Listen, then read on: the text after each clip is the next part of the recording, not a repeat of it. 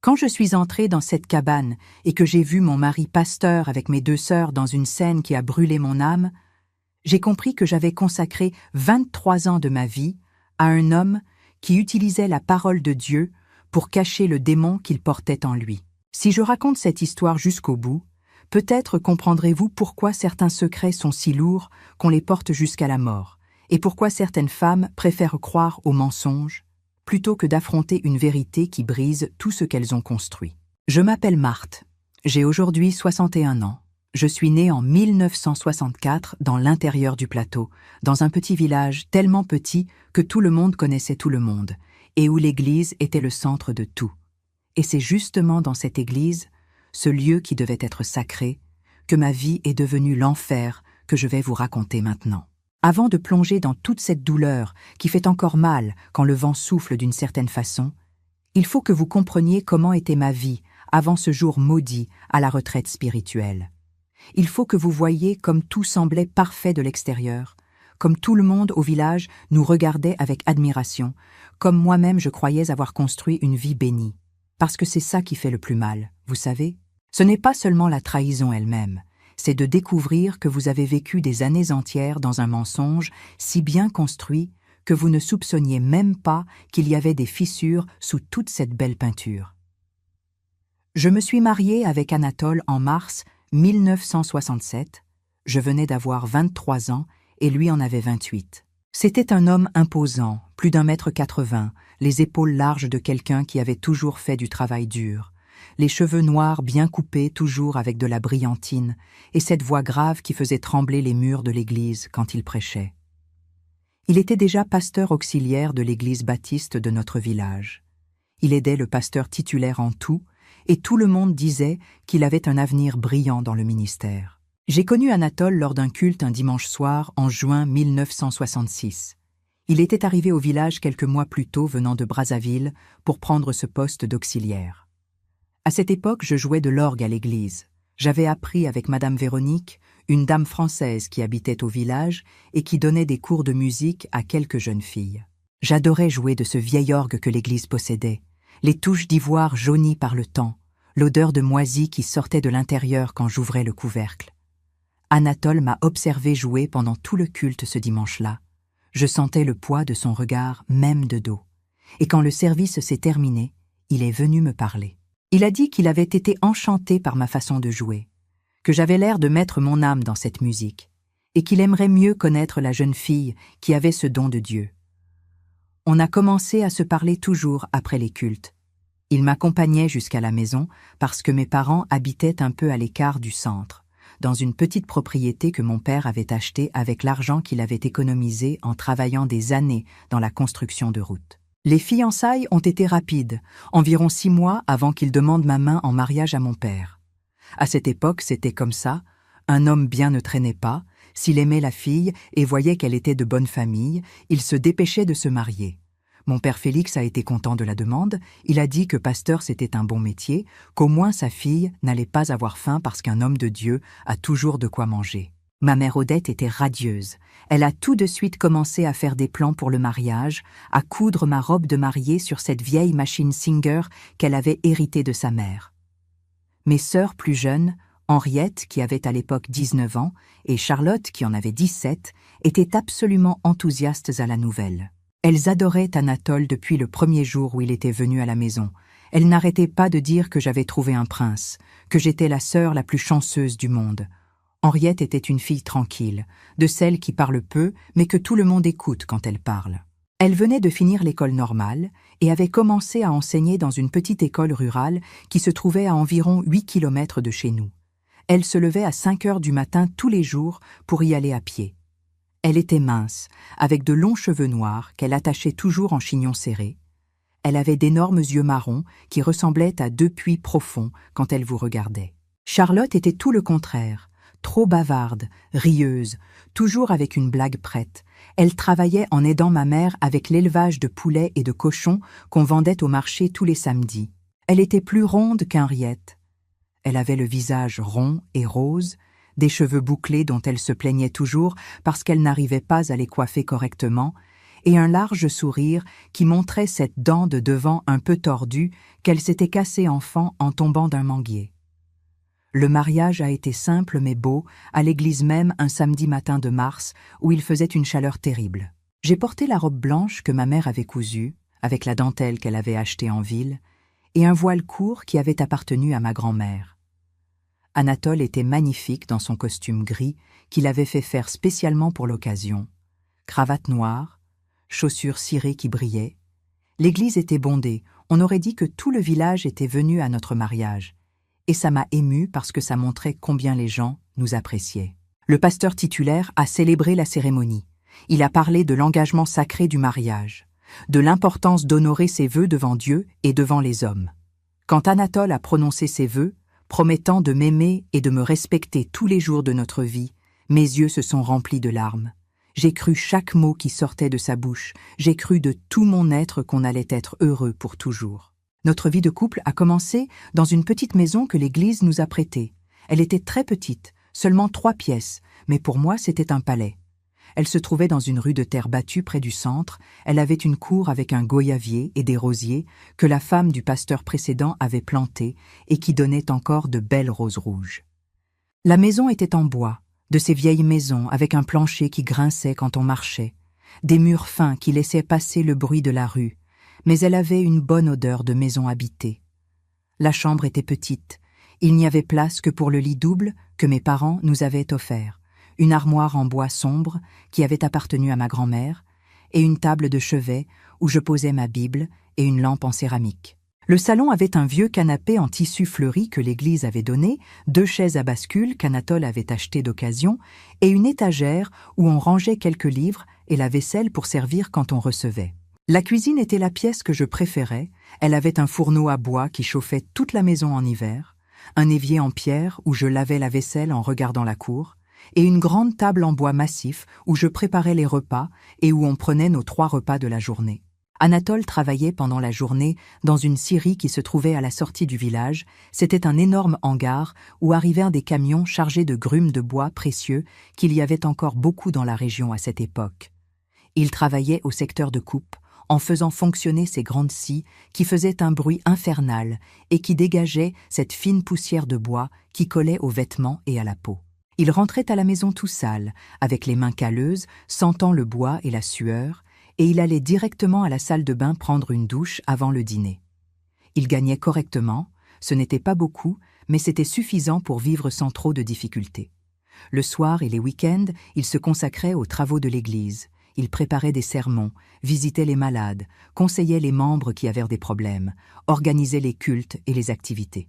Je m'occupais de la maison, je me levais tôt pour faire le café, je lavais le linge dans le bassin qu'il y avait dans la cour, en battant les vêtements sur le ciment jusqu'à ce que toute la saleté parte. Je cuisinais les repas sur le fourneau à bois, en sentant cette bonne chaleur sur le visage. Je balayais et passais la serpillière dans toute la maison presque tous les jours parce que la poussière de la rue en terre entrait partout. J'aidais aussi à l'église. J'organisais le groupe de dames qui se réunissaient tous les mardis après-midi pour coudre des vêtements pour les pauvres et faire des pâtisseries à vendre pendant les fêtes. Je visitais les sœurs malades en leur apportant de la nourriture et de la compagnie.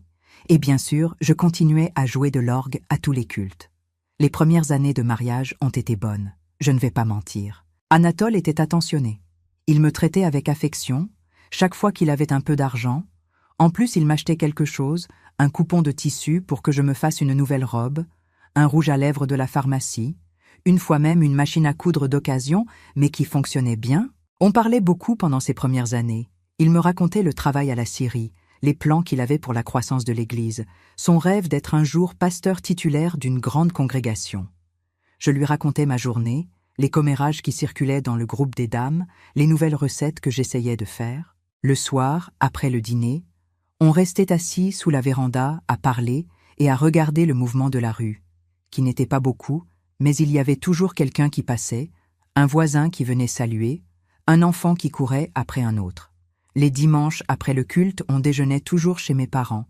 Ma mère faisait ses bons plats, poulet de ferme en ragoût, riz au sakasaka que mon père adorait, bananes plantains frites en accompagnement. Mes sœurs étaient toujours là et on passait tout l'après-midi à parler, à rire, à raconter les nouvelles. Henriette et Charlotte sont devenues très amies avec Anatole tout de suite. Elles venaient souvent à la maison, parfois en semaine, mais surtout les week-ends. Henriette aimait m'aider en cuisine. On restait là à faire des gâteaux, des confitures, à parler de tout. Elle me racontait ses élèves à l'école, combien c'était gratifiant d'apprendre aux enfants à lire et à écrire, les projets qu'elle avait d'étudier plus, de faire une formation pour se spécialiser. Charlotte préférait rester au salon à parler avec Anatole. Il riait toujours de quelque chose, il avait de la patience avec ses blagues pas drôles. Il répondait aux 1000 questions qu'elle posait sur la Bible, sur Dieu, sur le monde. J'étais heureuse de voir comme mon mari s'entendait bien avec mes sœurs, je trouvais beau cette affection qu'il leur montrait. Souvent elles dormaient chez nous, on improvisait des nattes dans le salon où elles partageaient notre lit. C'était serré, mais c'était agréable, on restait à parler jusqu'à tard dans la nuit de nos rêves et de nos projets pour l'avenir. En 1972, quand j'avais 28 ans et Anatole 33, un grand changement s'est produit dans notre vie. Le pasteur titulaire de notre église, pasteur Grégoire, est tombé gravement malade. Il a eu un grave problème cardiaque et les médecins ont dit qu'il devait arrêter de travailler, qu'il ne pouvait plus assumer la responsabilité de s'occuper d'une congrégation. Ce fut une grande tristesse pour tout le monde. Pasteur Grégoire était un homme aimé. Il avait servi cette église pendant plus de 20 ans, mais il n'y avait rien à faire, sa santé ne le permettait plus. La direction de l'église s'est réunie pour décider qui allait prendre le pastorat, et ils ont choisi Anatole à l'unanimité. Il était encore jeune, mais il avait déjà prouvé son engagement, son dévouement, son don pour la prédication. Son ordination a eu lieu un mardi soir en août, l'église était de nouveau bondée, des pasteurs d'autres villages sont venus participer à la cérémonie. Quand ils ont posé leurs mains sur sa tête et ont prié en le consacrant au ministère pastoral, j'ai pleuré d'émotion. C'était la réalisation de son rêve, et donc de mon rêve aussi, parce que la femme de pasteur a une position spéciale à l'Église, elle est respectée, elle est un exemple pour les autres. Avec Anatole devenu pasteur titulaire, notre vie a beaucoup changé. L'Église a acheté une plus grande maison pour qu'on y habite, une maison en dur avec 4 chambres, un salon spacieux, une cuisine spacieuse avec un évier en marbre et des placards intégrés, une salle de bain carrelée jusqu'au plafond. Il y avait même un bureau où Anatole préparait ses sermons et recevait les gens qui venaient chercher des conseils. La maison se trouvait dans une rue goudronnée, près de la place principale du village. Elle avait une grande véranda devant avec des colonnes en briques et un petit portail en fer qui faisait du bruit quand on l'ouvrait. La cour était grande. Il y avait plusieurs arbres fruitiers, citronniers, goyaviers, cerisiers des Antilles. Et au fond, Anatole a construit une petite remise où on rangeait les outils et les choses qu'on n'utilisait pas souvent. J'étais enchantée par cette maison. C'était tout ce dont j'avais toujours rêvé. Elle était assez grande pour recevoir des visites, pour faire des réunions de l'église, pour peut-être un jour avoir des enfants qui pourraient accourir dans toutes ces pièces. Parce que les enfants, c'était quelque chose qu'on voulait beaucoup mais qui ne venait pas. Ça faisait déjà 5 ans qu'on était mariés et je ne tombais pas enceinte et ça commençait à m'angoisser. On n'utilisait rien pour l'éviter, bien au contraire, on essayait vraiment, mais ça n'arrivait pas. Je suis allée chez le médecin plusieurs fois, un vieux docteur appelé Urbain qui consultait dans un petit cabinet au centre du village, et il a dit que d'après ce qu'il pouvait voir, j'étais en bonne santé, que c'était peut-être juste une question de temps, que certaines femmes mettaient plus de temps. Mais avec le temps qui passait, surtout après qu'on a déménagé dans la grande maison, cette angoisse a augmenté. Je voyais les autres femmes de l'église enceintes, je les voyais avec leur bébé dans les bras, et je ressentais une jalousie qui me faisait honte mais que je ne pouvais pas contrôler. Anatole disait que c'était la volonté de Dieu, que si on devait avoir des enfants, on en aurait, qu'on devait accepter le plan divin. Mais je sentais qu'au fond, il souffrait aussi de ça. Je sentais qu'il regardait les enfants des autres hommes de l'Église avec un mélange d'admiration et de tristesse. Mes sœurs ont continué à venir très souvent à la maison, maintenant encore plus qu'avant, parce qu'il y avait de la place en plus. Henriette avait sa petite chambre fixe, une des petites chambres qu'on avait arrangées juste pour elle, avec un lit simple, une petite armoire où elle laissait quelques vêtements. Même des livres à elle restaient sur la table de chevet. Elle venait passer des week-ends entiers, parfois même des semaines quand elle était en vacances de l'école. Charlotte aussi avait pratiquement habité avec nous pendant certaines périodes, surtout quand mes parents ont voyagé pour voir des parents au Pool et sont restés absents presque 2 mois. Toutes les deux m'aidaient beaucoup à la maison et avec les travaux de l'église. Et Anatole disait toujours combien il était chanceux d'avoir des belles-sœurs si serviables, si dévouées. Il appelait Henriette mon intellectuelle parce qu'elle lisait tout le temps. Elle avait toujours un livre à la main. Elle aimait discuter de sujets profonds. Il appelait Charlotte ma joie parce qu'elle rendait vraiment la maison plus animée avec son côté taquin.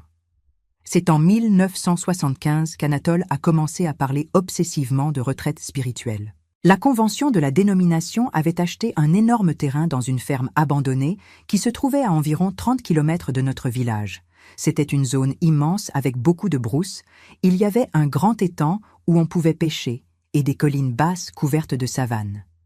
Ils ont construit quelques cabanes simples en bois, chacune avec 2 petites chambres, un petit salon, une petite salle de bain, rien de très élaboré mais fonctionnel.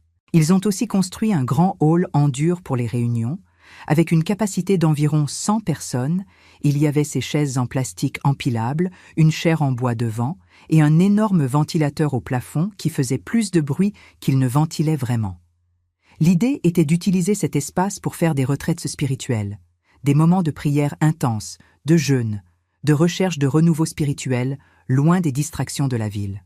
Anatole a été absolument fasciné par cet endroit depuis la première fois qu'il y est allé pour une réunion de pasteurs.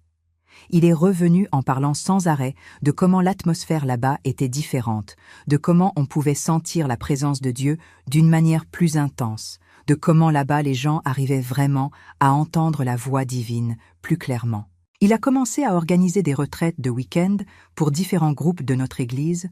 Il a fait une retraite de jeunes, une retraite de dames, une retraite d'hommes, une retraite de couples.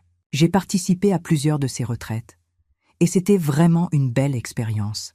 Être là au milieu de toute cette brousse, se réveiller avec le chant des oiseaux, passer toute la journée en prière et en étude de la Bible, se coucher tôt en écoutant le bruit des grillons et des grenouilles de l'étang. Les cabanes étaient simples mais propres. Il y avait des lits simples avec un matelas fin mais qui faisait l'affaire. Il y avait une petite table, une petite armoire, une petite fenêtre qui donnait sur la brousse. La salle de bain était très basique, douche froide, d'eau WC, un petit lavabo, mais c'était suffisant. Mais il y avait une cabane spécifique pour laquelle Anatole avait une fixation étrange, la cabane numéro 7. Cette cabane était plus éloignée des autres, au bout d'un chemin de terre qui s'enfonçait plus dans la brousse, entourée de grands arbres qui faisaient une ombre dense même pendant la journée. C'était une cabane un peu plus grande que les autres. Elle avait un salon spacieux avec un vieux fauteuil en cuir, des chaises en bois, une étagère avec quelques livres de théologie et de vieilles Bibles. Anatole disait que c'était la cabane spéciale, la cabane de la prière profonde, où il allait quand il avait besoin de chercher la direction de Dieu pour une décision importante de l'Église. Il a commencé à passer des nuits entières seul dans cette cabane. Il sortait de la maison en disant qu'il avait besoin de prier, qu'il avait des questions lourdes à résoudre, qu'il avait besoin de ce temps seul avec Dieu. Il revenait le lendemain matin tôt, fatigué, avec cette barbe de plusieurs jours, en disant qu'il avait lutté en prière toute la nuit, qu'il avait reçu des révélations importantes, des directives claires pour conduire l'Église. Je n'ai jamais trouvé ça suspect, je trouvais même beau de voir son engagement envers le ministère, de voir comme il prenait au sérieux la responsabilité de s'occuper des brebis que Dieu avait mises sous sa garde. Parfois j'étais un peu jalouse de ses prières solitaires. J'aurais voulu qu'il passe plus de temps à la maison avec moi. Mais je comprenais que les pasteurs ont des obligations différentes des autres maris, qu'il avait été appelé à quelque chose de plus grand. Et il revenait toujours affectueux, il me prenait dans ses bras, disait qu'il avait prié pour moi aussi, qu'il avait demandé à Dieu de nous donner un enfant, de bénir notre mariage. Je croyais chaque mot, comme j'ai toujours cru tout ce qui sortait de sa bouche. Les années passaient et la vie continuait dans cette routine d'église, de travail, de maison. Henriette continuait à enseigner dans sa petite école rurale. Elle avait même été promue directrice de l'école en 1977. Elle habitait toujours chez mes parents, mais passait de plus en plus de temps chez nous. À 29 ans, elle n'était toujours pas mariée. Et ça inquiétait ma mère qui disait tout le temps que la fille allait rester vieille fille si elle n'ouvrait pas plus les yeux sur les garçons. Mais Henriette n'a jamais semblé très intéressée par le mariage. Elle disait qu'elle était bien comme ça, dévouée à son travail, à ses études, à la vie d'église. Charlotte, à 27 ans, était aussi toujours célibataire. Mais elle avait eu quelques petits amis, rien qui n'ait marché. Ça se terminait toujours après quelques mois. Elle avait commencé à travailler dans une petite boutique de tissus au centre du village. Elle vendait des coupons de tissus, des merceries, des boutons, du fil. Elle aimait le travail parce qu'elle passait toute la journée à parler avec les clientes.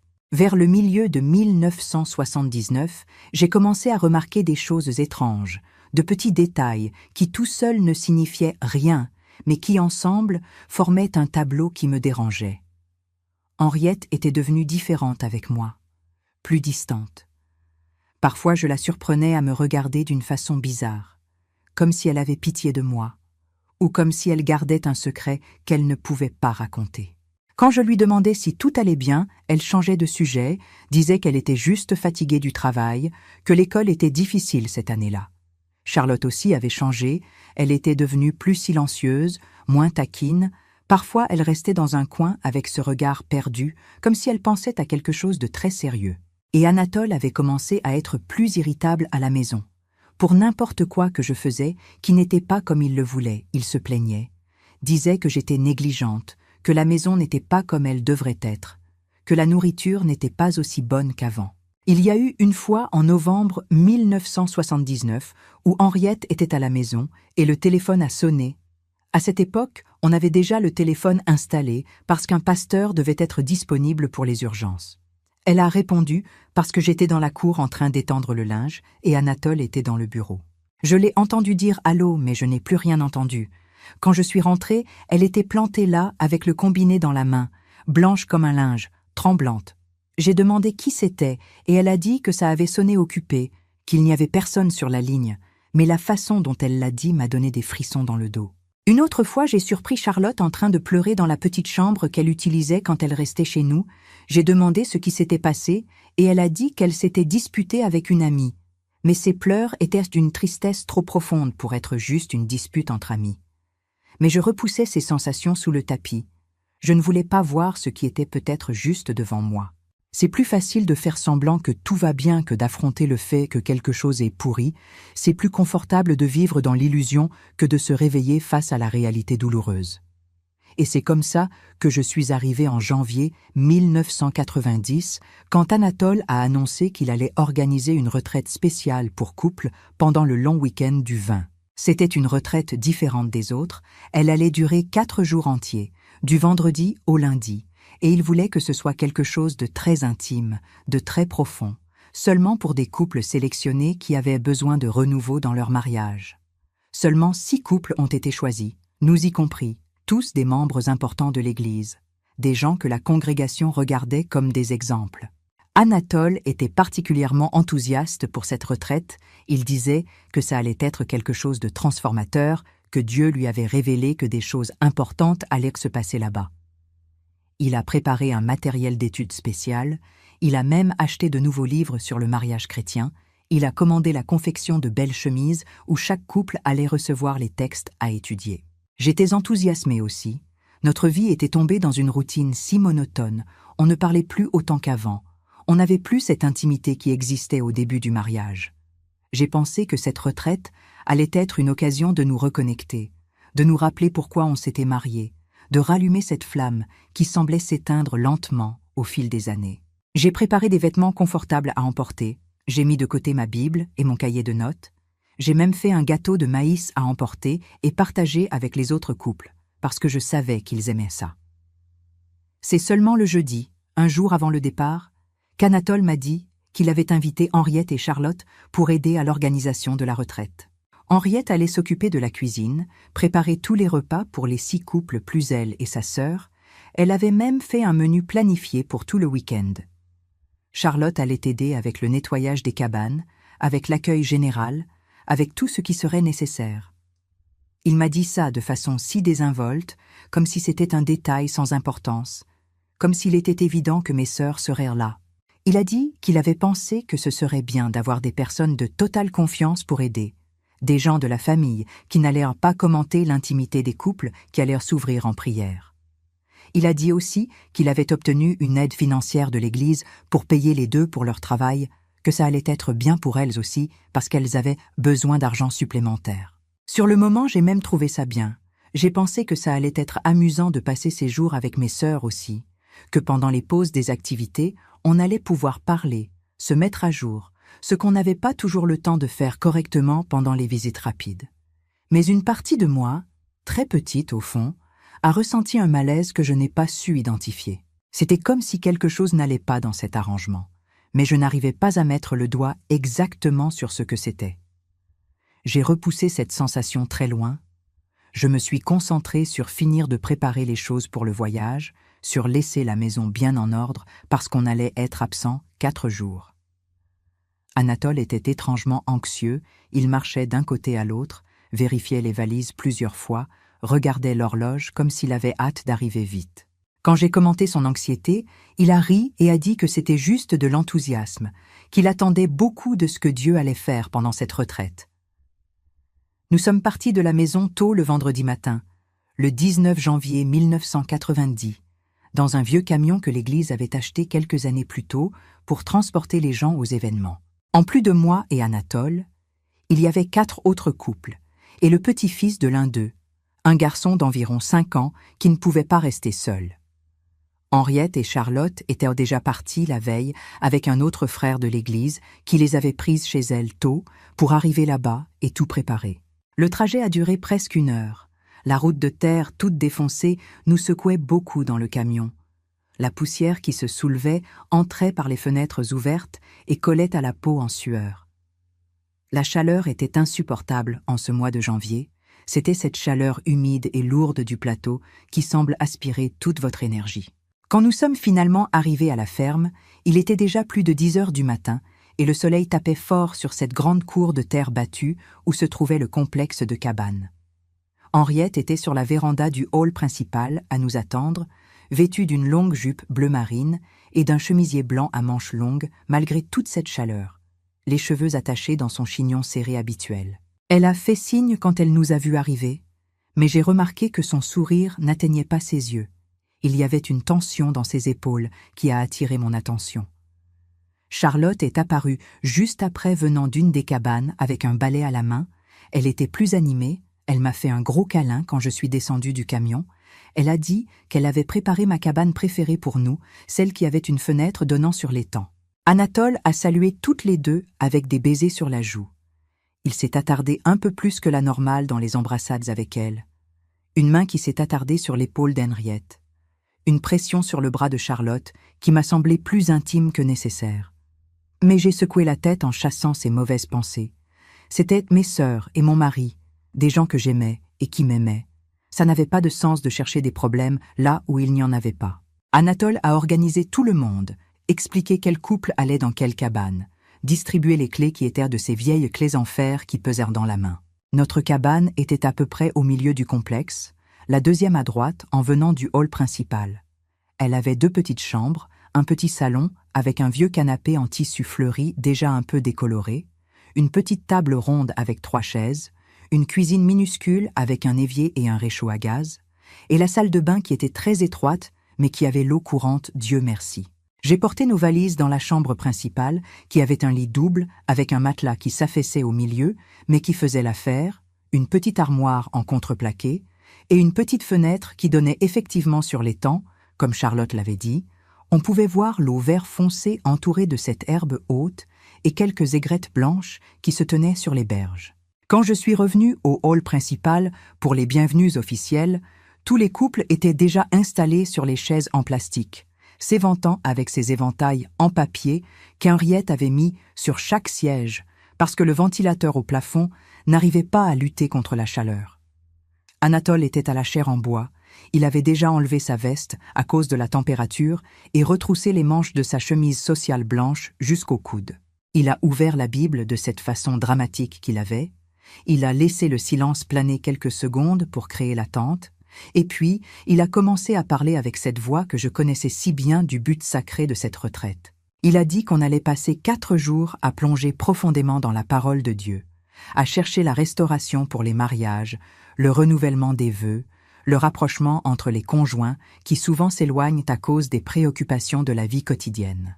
Il a parlé de comment le mariage était le reflet de l'union entre le Christ et l'Église, de comment il était fondamental de maintenir cette union forte et saine, de comment l'ennemi des âmes essayait toujours de détruire les foyers chrétiens.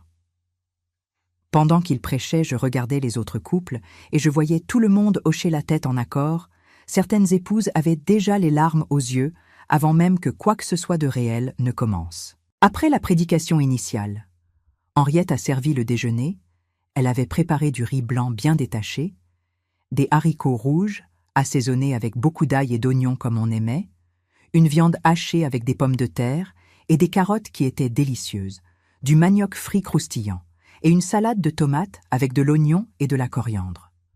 En dessert, il y avait des bananes plantains confites qu'elle avait faites 2 jours avant.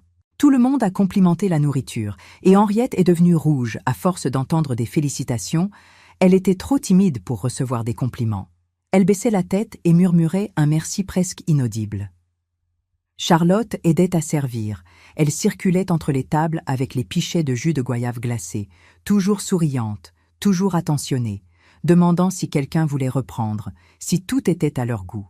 J'ai remarqué que quand elle s'approchait du bout de la table où Anatole était assis, il la regardait d'une façon différente, un regard qui s'attardait une seconde de plus que nécessaire, un sourire qui avait quelque chose que je n'arrivais pas à déchiffrer.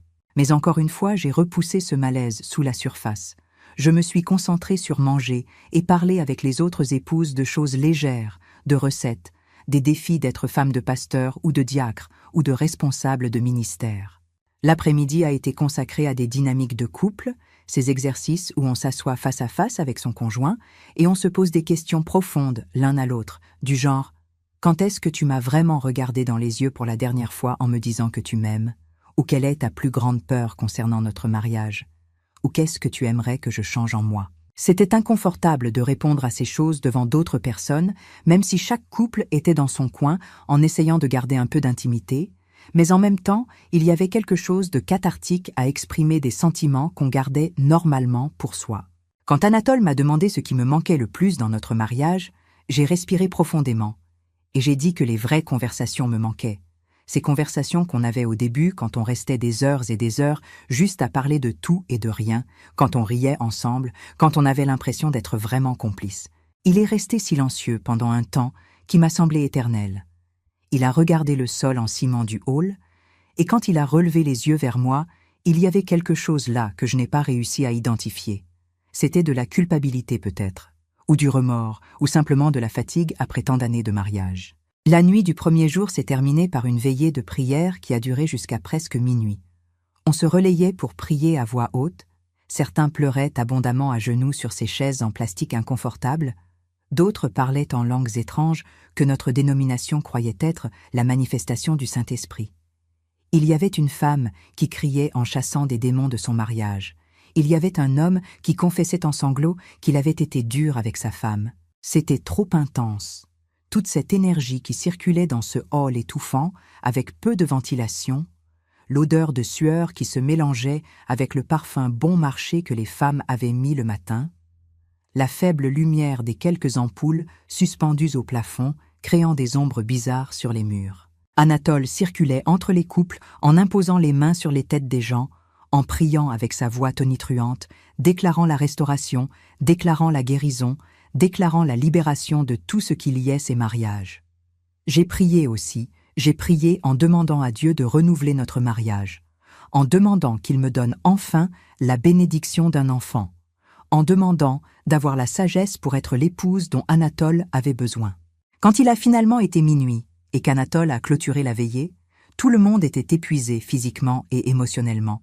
On est allé en titubant vers nos cabanes dans l'obscurité de cette brousse, seulement avec quelques lampes torches pour éclairer le chemin. Quand je suis arrivé à notre cabane, mes jambes tremblaient de fatigue. La tête me faisait mal de cette douleur sourde qui vient quand on pleure beaucoup ou qu'on reste trop longtemps dans un environnement fermé et chaud. Je me suis jetée sur le lit sans même changer de vêtements. J'ai juste enlevé mes chaussures qui faisaient mal à mes pieds gonflés à cause de la chaleur. Anatole a mis environ 15 minutes à arriver. Il a dit qu'il était resté parler avec un des frères qui avait besoin d'un conseil particulier. Il a pris une douche rapide sous cette douche qui avait à peine de pression d'eau. Il s'est glissé sous le drap fin qui était la seule couverture possible avec cette chaleur et en quelques minutes, il ronflait déjà fort. Je suis restée éveillée longtemps à regarder le plafond en bois de la cabane, à écouter les bruits de la nuit dehors, le chant des grillons qui était assourdissant, le coassement des grenouilles dans l'étang, un animal de la brousse qui faisait un bruit que je ne reconnaissais pas. Je pensais à comme c'était étrange d'être là dans cet endroit isolé, à comment les gens s'exposaient de façon si crue dans ces sessions de prière, à comment il y avait une intensité dans l'air qui me rendait inquiète sans savoir exactement pourquoi. Le samedi, on s'est réveillé tôt avec le soleil qui tapait déjà fort à 6 heures du matin. La chaleur dans la cabane était déjà insupportable, même si tôt. Anatole s'était déjà levé, il n'était pas dans la chambre, je suis allée le chercher, et j'ai trouvé un mot sur la petite table du salon disant qu'il était allé prier dans la cabane 7, que c'était son moment de dévotion particulier, qu'il reviendrait pour le petit déjeuner.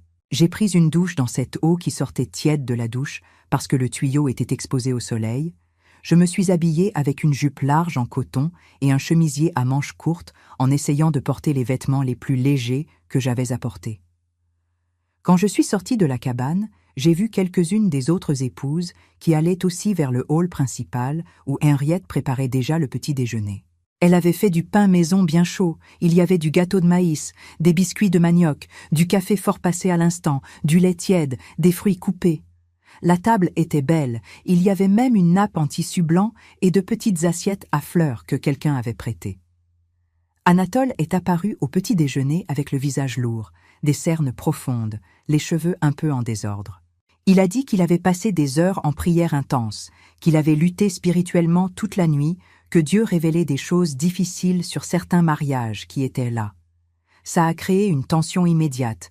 Tout le monde s'est regardé en se demandant qui était le couple avec de graves problèmes. Après le petit déjeuner, on a eu plus d'études bibliques, cette fois sur le pardon dans le mariage, sur comment il était important de pardonner les fautes du conjoint, sur comment garder de la rancune, c'était comme prendre du poison en espérant que l'autre meure. Anatole était particulièrement incisif dans cette prédication, il frappait son poing fermé sur la chair pour donner de l'emphase aux mots, sa voix résonnait dans ce hall en faisant vibrer les murs.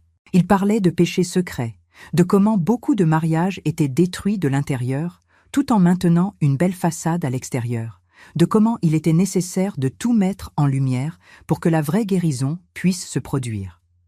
Après le déjeuner, qui était du porc rôti avec du manioc et une salade de légumes, Anatole a annoncé qu'il allait commencer les entretiens individuels avec chaque couple dans la cabane 7. Il a dit qu'il était fondamental d'avoir un moment seul avec chaque couple pour mieux comprendre les besoins spécifiques et pouvoir prier de façon plus ciblée, plus efficace. Chaque entretien devait durer 1 heure, il avait un planning bien précis, et on serait les derniers parce qu'il voulait avoir plus de temps à consacrer à notre propre mariage sans la pression d'avoir d'autres qui attendaient. J'ai trouvé ça juste, après tout il devait recevoir tout le monde avec qualité, ça avait du sens qu'il nous laisse pour la fin. Les premiers couples ont commencé à être reçus encore l'après-midi du samedi, ils entraient dans la cabane 7 et en sortaient 1 heure plus tard, certains avec les yeux rouges d'avoir tant pleuré, d'autres avec une expression soulagée, d'autres un peu en état de choc à cause de ce qui avait été discuté là-dedans. Personne ne parlait beaucoup de ce qui se passait dans les entretiens, il y avait un accord tacite que c'était confidentiel, c'était entre le couple, le pasteur et Dieu. Moi et les autres épouses qui attendaient, on est restés assises sur un banc en bois, sous un grand arbre feuillu près de l'étang, à parler de choses triviales pour passer le temps. Henriette nous avait rejointes après avoir fait la vaisselle du déjeuner. Elle était silencieuse comme toujours. Elle répondait quand on lui posait une question, mais elle ne lançait pas de conversation. J'ai remarqué qu'elle regardait la cabane 7 avec une expression étrange, un mélange de peur et d'anxiété qui m'a troublée. Quand j'ai demandé si tout allait bien, elle a sursauté, comme si elle s'était réveillée d'une transe. Elle a forcé un sourire et a dit qu'elle était juste préoccupée par le dîner, qu'elle pensait à ce qu'elle allait préparer. Charlotte est apparue après un moment en apportant du jus de citron glacé pour nous. Elle aussi était différente, moins bavarde que d'habitude. Il y avait une tristesse dans ses yeux qui ne correspondait pas à la personne joyeuse qu'elle avait toujours été. J'ai essayé d'engager la conversation avec elle, mais elle détournait le sujet, inventait une excuse qu'elle devait faire quelque chose et partait vite. Le samedi soir a été encore plus intense que le vendredi. La veillée de prière a commencé après le dîner et a duré jusqu'à plus tard, presque 1 heure du matin. Anatole était à un niveau d'exaltation que je n'avais jamais vu avant. Il transpirait abondamment, la chemise collée au corps, les yeux un peu vitreux comme s'il était dans une sorte de transe. Il prêchait sur la bataille spirituelle, sur comment le diable voulait détruire les familles, sur comment il était nécessaire de résister fermement dans la foi. Il y avait des moments où il criait si fort que ma tête me faisait mal, d'autres moments où il pleurait abondamment à genoux sur le sol en ciment. Les autres couples étaient tous impliqués aussi, un niveau d'hystérie collective qui était effrayant et fascinant en même temps. Moi-même, je me sentais entraînée par toute cette énergie. J'ai beaucoup pleuré, j'ai prié en langue, même sans être sûre si c'était réel ou si c'était juste mon esprit épuisé qui inventait des sons sans sens. Quand c'est finalement terminé et qu'on est retourné à la cabane, Anatole était tellement épuisé qu'il a à peine pu prendre une douche avant de s'effondrer sur le lit. J'étais aussi détruite. Tous les muscles de mon corps me faisaient mal. Ma gorge était irritée d'avoir tant crié des prières. Mes genoux étaient écorchés d'être restés si longtemps à genoux sur ce sol dur. Mais encore une fois, je n'ai pas réussi à bien dormir. Je me réveillais toutes les heures, avec cette chaleur étouffante, avec soif, avec la sensation que quelque chose n'allait pas, mais sans réussir à identifier quoi exactement. Par les fentes de la fenêtre, je voyais des ombres qui bougèrent dehors. J'ai pensé que c'étaient les autres membres de la retraite qui ne réussissaient pas non plus à dormir. Ou peut-être que c'était juste les animaux de la brousse, ou mon imagination fatiguée qui me jouait des tours. Le dimanche s'est levé couvert, Dieu merci. Un front froid était arrivé pendant la nuit et la température avait un peu baissé, rendant tout plus supportable. On a pris le petit déjeuner en silence, tout le monde visiblement fatigué, mâchant sans beaucoup d'appétit les pains et gâteaux qu'Henriette avait préparés. Anatole a annoncé que la matinée serait libre pour le repos et la réflexion personnelle, que chaque couple pouvait utiliser ce temps comme il le voulait, pour parler, pour prier ensemble, pour simplement rester en silence, à se reposer. L'après-midi, il continuerait avec les entretiens individuels parce qu'il manquait encore 2 couples en plus de nous. Je suis retournée à la cabane avec Anatole en espérant qu'on pourrait avoir une conversation tranquille, peut-être même un rapprochement physique qui ne s'était pas produit entre nous depuis longtemps. Mais il a dit qu'il avait un terrible mal de tête, qu'il avait besoin de s'allonger un peu, et en quelques minutes, il dormait profondément à nouveau. Je suis sortie de la cabane sans faire de bruit et je suis allée me promener seule sur le terrain de la ferme. Je suis passée par l'étang, où il y avait des canards qui nageaient. Je suis montée jusqu'à une des collines basses d'où on pouvait voir tout le complexe en bas. Le ciel était gris et lourd, on aurait dit qu'il allait pleuvoir plus tard. Le vent était plus fort en secouant les arbres et en soulevant la poussière du sol. Je suis restée là-haut un moment sans penser à rien de spécifique, juste à sentir le vent sur mon visage, à écouter les oiseaux, à essayer de trouver un peu de paix dans cet endroit qui devrait être de paix, mais qui, pour une raison quelconque, me rendait de plus en plus anxieuse. Quand je suis descendue de la colline et que je revenais vers le complexe de cabanes, j'ai vu Henriette sortir de la cabane 7 discrètement, regardant autour d'elle comme si elle ne voulait pas être vue. Elle ne m'a pas vue parce que j'étais un peu cachée derrière des buissons, donc elle ne m'a pas appelée ni rien. Ce qui a attiré mon attention, c'était sa façon de faire. Les épaules tombantes, la main essuyant ses yeux comme si elle séchait des larmes, les pas rapides de quelqu'un qui veut s'éloigner de quelque chose de mauvais. Je suis restée là plantée à la regarder s'éloigner en direction du hall principal, et une sensation horrible a commencé à grandir dans ma poitrine. Pourquoi Henriette sortait-elle de la cabane 7 ? Cette cabane qu'Anatole disait être exclusive pour sa prière, pour les entretiens de couple. Elle n'était pas mariée, alors pourquoi serait-elle là ? J'ai essayé de rationaliser, peut-être qu'elle était allée nettoyer, après tout elle aidait avec les travaux généraux de la retraite. Mais elle avait un balai ou un chiffon ou n'importe quel outil de nettoyage. Non, elle avait les mains vides, elle était visiblement bouleversée émotionnellement. Mon cœur a commencé à battre plus vite, une peur irrationnelle a commencé à me submerger. J'ai marché lentement vers la cabane 7. Je voulais jeter un coup d'œil. Je voulais confirmer qu'il n'y avait rien d'étrange, que j'étais juste en train de délirer dans ma tête fatiguée. Mais quand je me suis approchée de la cabane, j'ai entendu des voix à l'intérieur. Une voix masculine qui était clairement celle d'Anatole, et une voix féminine que j'aurais reconnue n'importe où, parce que c'était la voix de mon autre sœur, Charlotte. Ils parlaient à voix basse, mais on pouvait entendre. Je me suis approchée plus en essayant de comprendre ce qu'il disait. J'ai entendu Anatole dire quelque chose sur comment ça ne pouvait pas continuer, sur comment ça devenait dangereux, sur comment il ne savait plus quoi faire. J'ai entendu Charlotte pleurer, disant qu'elle n'en pouvait plus de garder ce secret, que ça la détruisait de l'intérieur, qu'elle avait envie de tout me raconter mais savait que ça allait détruire toute la famille. Mon sang s'est glacé, mes jambes se sont figées, je n'ai pas pu bouger, je n'ai pas pu respirer correctement. Garder quel secret? De quoi parlait-il? La voix d'Anatole est devenue encore plus basse, presque un murmure, et même en forçant mon ouïe, je n'ai pas réussi à comprendre ce qu'il disait. Charlotte sanglotait fort maintenant, ces pleurs de quelqu'un qui est désespéré, de quelqu'un qui porte un fardeau trop lourd. Je suis restée là paralysée sans savoir quoi faire. Une partie de moi voulait défoncer cette porte et exiger des explications. Une autre partie avait peur de ce que j'allais découvrir si je faisais ça. J'ai fini par m'éloigner lentement. Je suis retournée à notre cabane avec les jambes en coton, avec l'esprit tournant dans 1000 directions différentes, en essayant de trouver une explication innocente à ce que je venais de voir. Mais je n'y arrivais pas. J'avais beau essayer, je n'arrivais pas à penser à quoi que ce soit qui justifie cette conversation étrange, ces pleurs désespérés de ma sœur, ce ton de voix coupable de mon mari. Anatole est arrivé à la cabane environ 20 minutes plus tard. J'étais assise au bord du lit, en faisant semblant de lire la Bible, mais en réalité avec les yeux fixés sur la même page, sans rien absorber. Il transpirait à nouveau, même si la journée était plus fraîche, la chemise déboutonnée au premier bouton, les cheveux en désordre. Il a dit qu'il venait de terminer les 2 derniers entretiens, que ça avait été difficile, que les gens avaient des problèmes profonds qui nécessitaient beaucoup de prières. Je voulais demander au sujet de ce que j'avais entendu, je voulais le confronter, mais les mots ne sortaient pas. J'avais peur de la réponse. J'avais peur de faire exploser une bombe qu'on ne pourrait pas remettre en place.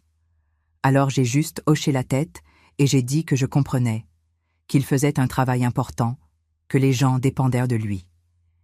Il a souri, mais c'était un sourire triste, un sourire de quelqu'un qui porte un lourd fardeau. Il a dit que notre entretien serait le dimanche soir, après le culte de clôture de la retraite, qu'il l'avait laissé pour la fin exprès, pour pouvoir consacrer du temps de qualité, sans se presser. Le culte du dimanche soir a été beau à l'extérieur et angoissant à l'intérieur, du moins pour moi.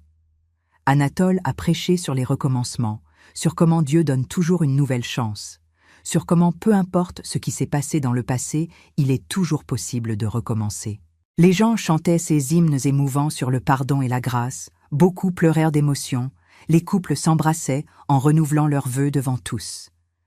J'ai pleuré aussi, mais mes larmes étaient de confusion, de peur, d'une angoisse qui grandissait à chaque minute. Je regardais Anatole à la chaire, prêchant si bien sur la fidélité et l'engagement, et je n'arrivais pas à concilier cette image avec les conversations étranges que j'avais entendues, avec les comportements suspects que j'avais remarqués, avec la sensation croissante que quelque chose de très grave se passait sous mon nez. Quand le culte s'est terminé, il était déjà plus de 10 heures du soir. Tout le monde était fatigué, mais avec cette bonne fatigue de quelqu'un qui sent avoir fait quelque chose de productif. Les couples se disaient au revoir, promettaient de garder contact, disaient que cette retraite avait été transformatrice. Henriette et Charlotte ont commencé à nettoyer le hall et à s'occuper des derniers détails pour le départ le lendemain matin. Anatole m'a prise par la main et a dit que c'était maintenant notre tour, qu'on allait avoir notre moment particulier dans la cabane 7. Mon cœur s'est emballé, un mélange d'attente et de terreur. Une partie de moi voulait ce moment d'intimité avec mon mari, de vraies conversations, de reconnexion. Une autre partie, cette partie qui grandissait et se renforçait depuis que j'avais commencé à remarquer les choses étranges, avait peur de ce que j'allais trouver dans cette cabane. On a marché en silence sur le chemin de terre qui menait à la cabane 7. La nuit était sombre parce que les nuages couvraient la lune. On ne pouvait voir le chemin que grâce à une lampe torche qu'Anatole portait. Le bruit de nos pas sur la terre, le chant des grillons, un animal de la brousse effrayé par notre passage, tout semblait amplifié dans le silence de cette nuit. Quand on s'est approché de la cabane, j'ai vu qu'il y avait de la lumière allumée à l'intérieur, une lumière jaunâtre qui filtrait par les fentes du vieux bois. J'ai trouvé ça bizarre parce que j'étais sûre qu'il n'y avait personne là-bas. Anatole avait dit que ce serait notre moment particulier. Lui aussi a semblé surpris. Il s'est arrêté une seconde en regardant la lumière. Il a passé sa main sur son visage dans un geste de fatigue ou de nervosité. Et puis il a continué à marcher jusqu'à la porte. Quand il a ouvert la porte et que j'ai vu ce qu'il y avait dans cette cabane, c'était comme si quelqu'un avait arraché le sol sous mes pieds. Mes 2 sœurs étaient là. Henriette, assise dans ce vieux fauteuil en cuir avec les mains sur les genoux et la tête baissée. Charlotte appuyée contre le mur du fond avec les bras croisés et les yeux pleins de larmes. Toutes les 2 m'ont regardée quand je suis entrée. Et ce que j'ai vu dans leurs yeux, ce n'était pas de la surprise de me voir là, c'était de la honte profonde. C'était de la culpabilité corrosive, c'était de la peur de ce qui était sur le point d'arriver. Anatole est resté debout à la porte derrière moi, il n'est pas entré complètement, comme s'il bloquait ma sortie. J'ai demandé d'une voix tremblante ce qui se passait, pourquoi mes sœurs étaient là pour notre heure d'entretien. Personne n'a répondu pendant de longues secondes qui ont semblé des heures. C'est Henriette qui a finalement brisé le silence, elle a levé la tête et m'a regardé droit dans les yeux pour la première fois depuis longtemps. Elle a dit d'une voix rauque qu'elle devait me dire la vérité, qu'elle n'en pouvait plus de vivre dans le mensonge, que je méritais de savoir même si ça allait tout détruire. Mon cœur battait si fort que je le sentais dans ma gorge, dans mes tempes, dans mes poignets. J'ai demandé quelle vérité, quel mensonge, en essayant de garder la voix ferme, mais tout sortait tremblant, comme si je savais déjà au fond que ce qui allait suivre allait être trop terrible à supporter. Charlotte a commencé à pleurer plus fort, ces pleurs convulsifs de quelqu'un qui a trop retenu. Elle a glissé le long du mur jusqu'à s'asseoir sur le plancher en bois avec les genoux repliés contre la poitrine. Anatole est finalement entré complètement dans la cabane et a fermé la porte derrière lui. Le son de cette porte qui se fermait a été comme un coup de feu dans le silence de cette nuit. Il est passé près de moi sans me regarder. Il est allé jusqu'à la petite fenêtre de la cabane et est resté dos à tout le monde, les épaules tendues, les mains enfoncées dans les poches du pantalon. La lumière jaunâtre de la lampe à pétrole, qui était sur la petite table, faisait des ombres dansantes sur les murs, créant une atmosphère fantomatique qui ne faisait qu'augmenter ma terreur. Henriette a respiré profondément plusieurs fois, comme si elle prenait son courage. Elle a essuyé ses yeux avec le dos de la main, et elle a commencé à parler d'une voix que je n'avais jamais entendue sortir de sa bouche. Une voix chargée de douleur et de regret qui semblait venir d'un endroit très profond de son âme. Elle a dit qu'il y a plus d'1 an, quelque chose avait commencé entre elle et Anatole, qu'il l'avait approchée en disant que Dieu lui avait révélé qu'elle avait besoin d'un type spécial d'attention, qu'elle souffrait d'une profonde solitude spirituelle et que seul lui pouvait l'aider. Elle a dit qu'au début c'était juste des conversations, des rencontres ici dans cette même cabane 7 pendant les retraites, où il priait pour elle, où il posait les mains sur sa tête en demandant la libération d'esprits de solitude et de tristesse. Elle a dit que petit à petit ça avait évolué vers quelque chose de plus, qu'il avait commencé à dire que l'amour qu'il ressentait pour elle était différent de l'amour qu'il ressentait pour moi, que c'était un amour spirituel qui transcendait les conventions humaines, que Dieu lui avait révélé qu'au ciel, il n'y avait pas de mariage tel qu'on le connaît, et que donc, ce qu'ils ressentaient l'un pour l'autre n'était pas un péché parce que c'était quelque chose de céleste. Chaque mot qui sortait de la bouche d'Henriette était comme un coup de poignard dans ma poitrine. Je sentais ma respiration devenir de plus en plus difficile. Ma vision commençait à s'obscurcir sur les bords. Mes jambes tremblaient tellement que j'ai dû m'appuyer contre le mur pour ne pas tomber. Charlotte a alors commencé à parler entre des sanglots. Elle a dit qu'avec elle, ça avait commencé il y a environ 6 mois, qu'Anatole avait utilisé pratiquement les mêmes mots, les mêmes justifications théologiques déformées, la même manipulation émotionnelle. Elle a dit qu'elle avait résisté au début parce qu'elle savait que c'était mal, parce que c'était le mari de sa sœur, parce que ça allait à l'encontre de tout ce qu'elle avait appris sur le bien et le mal. Mais qu'Anatole avait été persistant, convaincant, qu'il avait cité des versets bibliques hors contexte pour valider ce qu'il voulait, qu'il avait dit qu'elle était testée par Dieu et que si elle refusait une bénédiction divine. Elle a dit qu'elle se sentait sale, qu'elle se détestait, qu'elle pensait à mourir presque tous les jours, mais qu'elle n'avait pas le courage de se suicider parce qu'elle savait que c'était un péché. Elle a dit qu'elle avait essayé de s'éloigner, qu'elle avait même pensé à quitter le village, mais qu'Anatole trouvait toujours un moyen de la ramener, toujours avec des mots doux empoisonnés, toujours avec des promesses qu'il allait me quitter et rester avec elle, des promesses qui ne se concrétisaient jamais. J'ai finalement réussi à trouver ma voix, et quand j'ai parlé, c'était un cri rauque qui ne semblait même pas venir de moi. J'ai demandé combien de temps exactement. Je voulais des dates spécifiques. Je voulais des détails de chaque rencontre. Je voulais savoir combien de fois il m'avait trahi pendant que j'étais à la maison en train de m'occuper de cette vie que je pensais être la nôtre, pendant que je priais tous les soirs en demandant à Dieu de bénir notre mariage, pendant que je servais à manger à mes sœurs à ma table sans savoir qu'elles couchaient aussi avec mon mari. Henriette a commencé à parler de dates, de comment ça s'était passé dans la cabane 7 toujours, de comment Anatole utilisait les retraites comme excuse pour être seul avec elle, de comment il manipulait les horaires et les situations pour que les rencontres aient lieu sans éveiller les soupçons. Elle a dit que ça s'était passé au moins une vingtaine de fois avec elle, peut-être plus, qu'elle avait perdu le compte parce que chaque fois était si traumatisante qu'elle essayait d'effacer ça de sa mémoire. J'ai regardé Anatole, qui était toujours dos à nous près de la fenêtre, les épaules courbées, la tête baissée. J'ai crié pour qu'il se retourne et me regarde dans les yeux, pour qu'il ait au moins cette décence d'affronter ce qu'il avait fait. Il s'est retourné lentement, et quand j'ai vu son visage, j'ai eu un choc. Il n'y avait pas de honte là, il n'y avait pas de vrai remords. Ce que je voyais, c'était de la colère. De la colère d'avoir été découvert, de la colère d'avoir été mis dans cette situation où il devait donner des explications, de la colère contre mes sœurs qui avaient brisé le pacte de silence qu'il avait certainement imposé sur elles.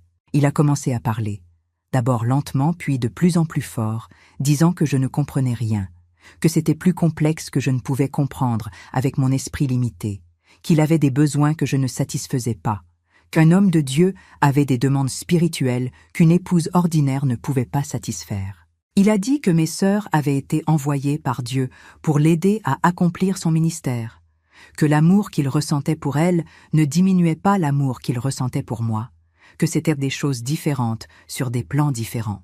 Il a dit que je devais être reconnaissante qu'il ait choisi mes propres sœurs au lieu d'étrangères, qu'au moins comme ça tout restait en famille, que c'était même plus biblique parce que dans l'Ancien Testament, les patriarches avaient plusieurs femmes, et Dieu approuvait. Chaque mot qui sortait de sa bouche était plus absurde que le précédent. Une distorsion si grotesque de la foi à laquelle j'avais consacré toute ma vie que je n'arrivais pas à comprendre que ça se passait vraiment. Cet homme qui était devant moi en train d'utiliser la parole de Dieu pour justifier la trahison, la manipulation et l'abus, cet homme n'était pas l'Anatole que j'avais connu et aimé, ou peut-être qu'il l'avait toujours été et que je n'avais jamais vraiment vu.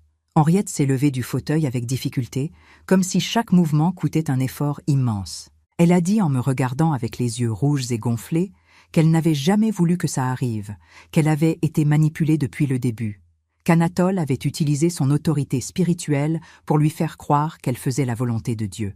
Elle a dit qu'elle avait essayé de me raconter plusieurs fois, qu'elle ouvrait la bouche pour parler, mais les mots se bloquaient dans sa gorge par peur de détruire la famille, par peur que je ne la croie pas et que je prenne son parti à lui, par peur des conséquences que cette révélation apporterait à tout le monde. Elle a dit qu'elle avait seulement accepté de participer à cette retraite parce que Charlotte avait dit qu'elle n'en pouvait plus, qu'elle allait tout raconter de toute façon. Alors il valait mieux qu'elles soient ensemble pour me le dire et me soutenir dans ce qui suivrait. Charlotte, toujours par terre, a commencé à parler aussi. Elle a dit que ça avait été un enfer de garder ce secret, que chaque fois qu'elle me regardait dans les yeux, elle sentait qu'elle mourait à l'intérieur, qu'elle voulait crier la vérité, mais avait peur de la réaction de tout le monde, de la réaction de nos parents, de l'Église, du village entier. Elle a dit qu'Anatole les avait menacées toutes les deux en disant que si elle racontait quoi que ce soit, il allait faire croire que c'était elle qui l'avait séduit, qu'il allait utiliser toute son influence dans l'Église et dans le village pour détruire leur réputation, que personne ne croirait deux jeunes filles célibataires contre la parole d'un pasteur respecté. Elle a dit que c'est pour ça qu'elles étaient restées silencieuses si longtemps, qu'elles avaient avalé cette humiliation, cette culpabilité, tout ce poison qui les pourrissait de l'intérieur, mais qu'elles avaient atteint un point où ça ne pouvait plus continuer, que continuer à cacher ça les tuait littéralement petit à petit, qu'il valait mieux raconter et affronter les conséquences que de mourir lentement noyé dans ce mensonge dégoûtant. J'ai senti mes jambes finalement céder complètement, je suis tombée à genoux sur le plancher en bois sans même sentir la douleur de l'impact. Mon esprit était un tourbillon d'images, de souvenirs qui prenaient maintenant de nouvelles significations sinistres.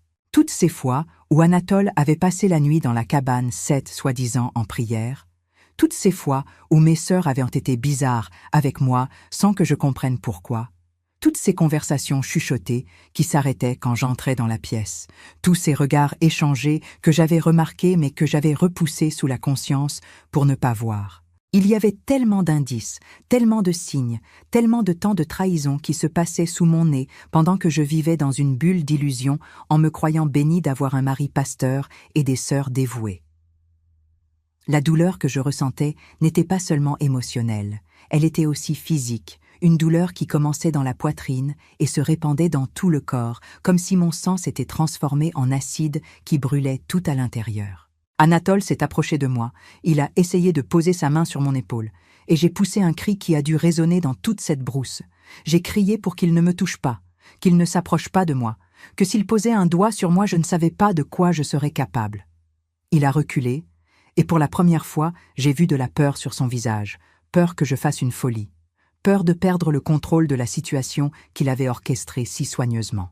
J'ai réussi à me lever du sol avec effort, j'ai essuyé les larmes qui coulaient sur mon visage sans arrêt, j'ai redressé les épaules en essayant de récupérer un peu de dignité au milieu de toute cette dévastation.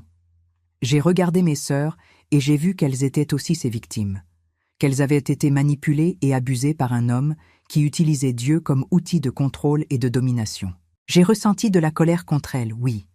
J'ai ressenti une trahison profonde qui allait prendre des années à digérer si jamais j'arrivais à la digérer complètement. Mais je comprenais aussi qu'elles avaient été prises dans le même piège que moi, seulement de façon différente. J'ai dit à Anatole que notre mariage s'était terminé à ce moment précis, que je ne serais plus jamais sa femme, qu'il avait détruit tout ce qu'on avait construit pendant 23 ans à cause de luxure et d'ego malade. Il a essayé d'argumenter encore, il a essayé de dire qu'on pouvait surmonter ça, qu'avec la prière et des conseils on pouvait reconstruire, qu'il était prêt à changer, qu'il allait tout terminer avec mes sœurs et se consacrer seulement à moi. J'ai ri, mais c'était un rire sans joie, un rire amer de quelqu'un qui perçoit l'absurdité totale de la situation. J'ai demandé s'il pensait vraiment que j'allais rester avec lui après avoir su qu'il avait manipulé mes propres sœurs, qu'il avait utilisé la foi que j'avais comme sincère pour alimenter ses désirs égoïstes, qu'il m'avait menti tous les jours pendant plus d'1 an en me regardant dans les yeux et en prêchant sur la fidélité et l'engagement. Je suis sortie de cette cabane en titubant. Mes sœurs m'ont appelée, mais je ne me suis pas arrêtée. Je n'ai pas regardé en arrière. Je voulais juste sortir de là, respirer de l'air pur, loin de cet endroit qui était devenu synonyme de trahison et de mensonge. J'ai couru sur le chemin sombre, en trébuchant sur les pierres et les racines que je ne voyais pas bien, ma vision brouillée par les larmes et par l'obscurité de la nuit. Je ne savais pas où j'allais. Je n'avais pas de destination en tête. Je savais juste que j'avais besoin de m'éloigner. J'ai fini par m'arrêter au bord de l'étang. Je me suis assise sur un vieux tronc qui était là tombé et j'ai laissé les pleurs venir avec toute leur force. J'ai pleuré pour les années perdues, pour le mariage qui avait été une farce, pour la famille qui avait été détruite, pour la foi qui avait été souillée, pour tout ce que j'avais cru être vrai et qui s'était révélé être un mensonge. Je ne sais pas combien de temps je suis restée là, ça aurait pu être 1 heure ou ça aurait pu être toute la nuit, j'ai complètement perdu la notion du temps. À un moment, j'ai senti quelqu'un s'approcher. Je me suis préparée à le renvoyer. Mais quand j'ai regardé, j'ai vu que c'était Henriette. Elle s'est arrêtée à quelques mètres de distance, respectant mon espace, et elle est restée là debout sans rien dire. Après un moment, elle a commencé à parler doucement, elle a dit qu'elle comprendrait si je ne voulais plus jamais lui parler, qu'elle méritait ma haine, qu'elle allait vivre avec cette culpabilité pour le reste de sa vie. Elle a dit que la seule chose qu'elle voulait que je sache, c'est qu'elle m'aimait, qu'elle m'avait toujours aimé, qu'elle n'avait jamais voulu me faire du mal, qu'elle avait été faible et qu'elle avait laissé un homme manipulateur détruire leur relation de sœur. Elle a dit qu'elle allait partir du village, qu'elle ne pouvait pas continuer à vivre là après tout ce qui s'était passé, qu'elle allait partir très loin et essayer de reconstruire sa vie loin de tous ses souvenirs douloureux. Je n'ai pas répondu, je ne pouvais pas parler, je ne pouvais que pleurer de ces pleurs qui semblaient ne pas avoir de fin. Henriette est restée encore quelques minutes, puis elle s'est éloignée lentement, me laissant seule là au bord de cet étang, sous ce ciel couvert qui cachait les étoiles. Quand finalement les pleurs ont commencé à diminuer et qu'il ne restait plus que ce sanglot coincé dans la gorge, j'ai commencé à penser à ce que j'allais faire. Je ne pouvais pas rester dans ce village, pas après que ça devienne public, et je savais que ça allait devenir public parce que cacher une chose pareille serait impossible. L'église devrait savoir, le village devrait savoir, mes parents devraient savoir. L'humiliation serait publique et éternelle. Tout le monde commenterait la femme du pasteur qui avait été trahie par ses propres sœurs, ça deviendrait le commérage favori dans tous les commerces, dans tous les groupes de conversation. Mais plus que l'humiliation sociale, ce qui me détruisait vraiment, c'était la mort de ma foi telle que je la connaissais. Comment allais-je continuer à croire en un Dieu qui avait permis que ça arrive? Comment allais-je continuer à fréquenter une église où le leader avait utilisé la parole sacrée pour justifier des actes civils? Comment allais-je continuer à prier si mes prières pour un mariage béni avaient été répondues par la trahison et le mensonge? Je sentais que je perdais non seulement un mari et mes sœurs, je perdais toute mon identité parce que j'étais la femme du pasteur. J'étais la grande sœur exemplaire. J'étais la femme de foi inébranlable. Et maintenant, qui étais-je? Que restait-il de moi après que toutes ces couches soient arrachées, révélant le vide en dessous? Quand le soleil a commencé à se lever, en peignant le ciel de tons orangés et roses, je me suis levée de ce tronc avec le corps tout endolori, les vêtements froissés et sales de terre, le visage gonflé d'avoir tant pleuré. Je suis revenue lentement vers le complexe de cabanes. Les gens étaient déjà réveillés, préparant leurs affaires pour le retour au village. J'ai vu Anatole de loin en train de parler avec quelques hommes, probablement en train d'inventer une excuse pour ma disparition de la nuit précédente.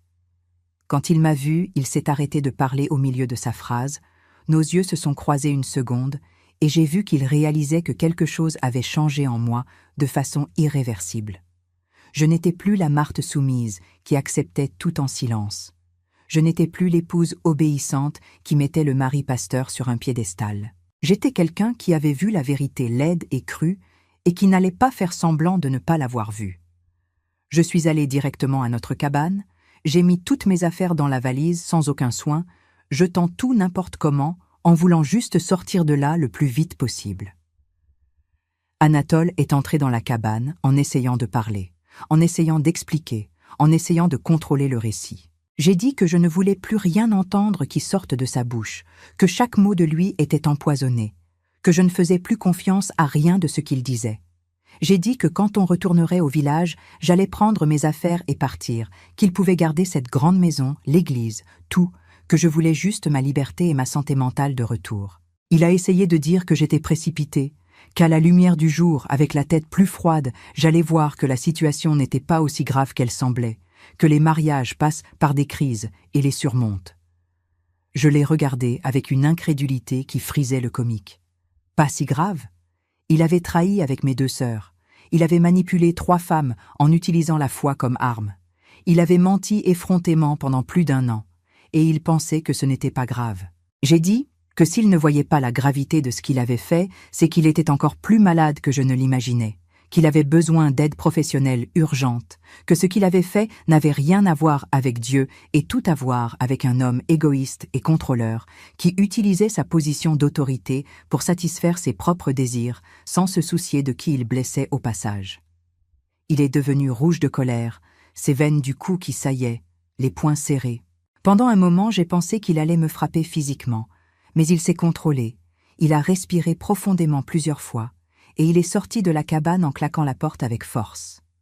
Le trajet de retour au village a été le silence le plus assourdissant de ma vie. Je me suis assise le plus loin possible d'Anatole dans la benne du camion, mes sœurs étaient aussi silencieuses, chacune dans son coin, les autres couples parlaient joyeusement de comment la retraite avait été bonne, sans savoir le drame qui s'était passé sous leur nez.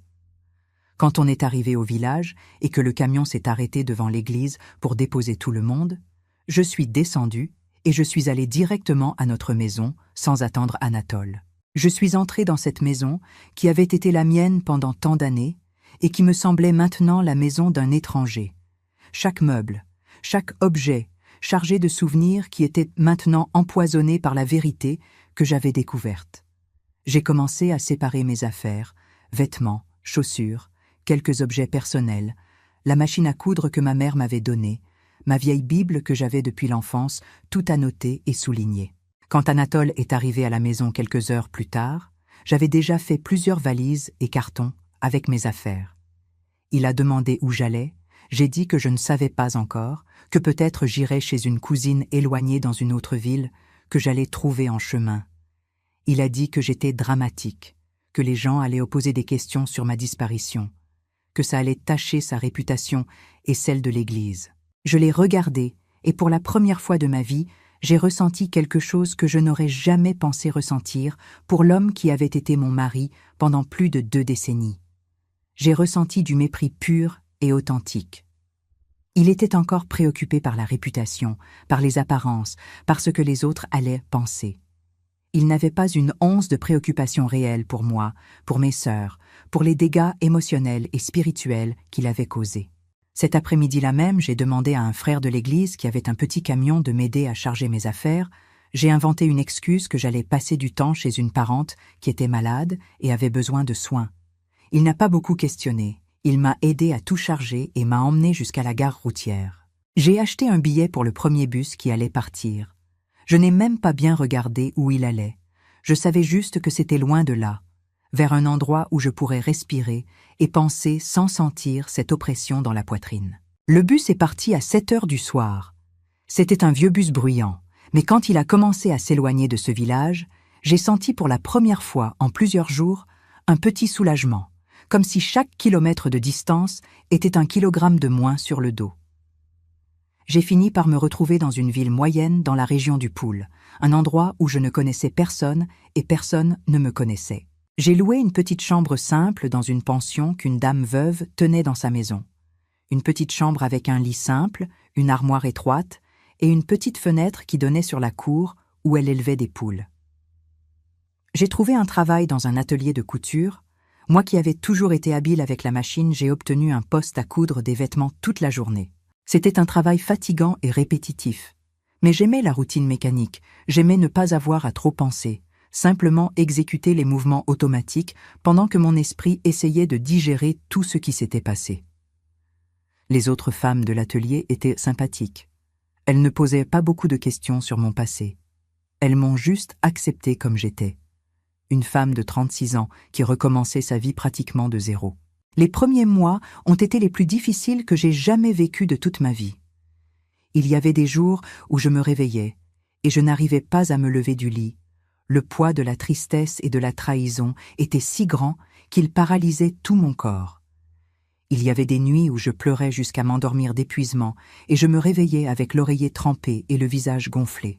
Il y avait des moments où je pensais à revenir, à essayer de faire marcher les choses, parce que rester seul dans une ville étrangère, sans famille, sans amis, était trop effrayant.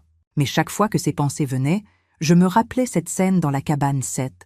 Je me rappelais les mots qu'Anatole avait utilisés pour justifier l'injustifiable.